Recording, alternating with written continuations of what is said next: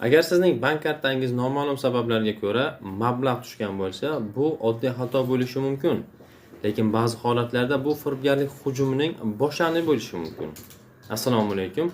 Bugun siz bilan kartangiz hisobidagi pullar noma'lum sabablarga ko'ra ko'payib qolganda nimalar qilish kerakligi haqida gaplashamiz. Quyidagi qadamlarni amalga oshirishingizni tavsiya etiladi. Hisobingizni tekshirib chiqing. Mablag'larni haqiqatdan ham hisobingizga o'tkazilganligini mobil ilova orqali tekshirib ko'ring. Mablag'lar o'tkazilganligi haqidagi xabar yolg'on bo'lishi mumkin.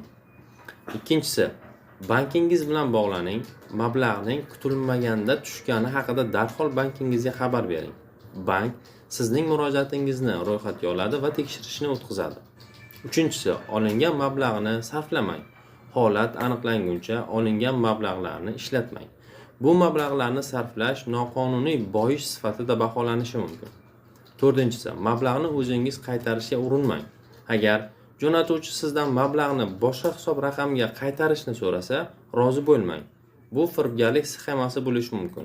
Misol tariqasida firibgar pul o'tkazishni yoki o'g'irlangan mablag'larni sizning kartangiz orqali tranzaksiya qilishi, mablag'ni qaytarish bo'yicha barcha amallar faqat bank orqali amalga oshirilishi kerak. Aloqa yozuvlarini saqlang. Taxminiy jo'natuvchi bilan barcha aloqalarni, shu jumladan qo'ng'iroq va xabarlarni yozib oling. Ushbu ma'lumotlar agar nizolar yuz kelsa, foydali bo'lishi mumkin.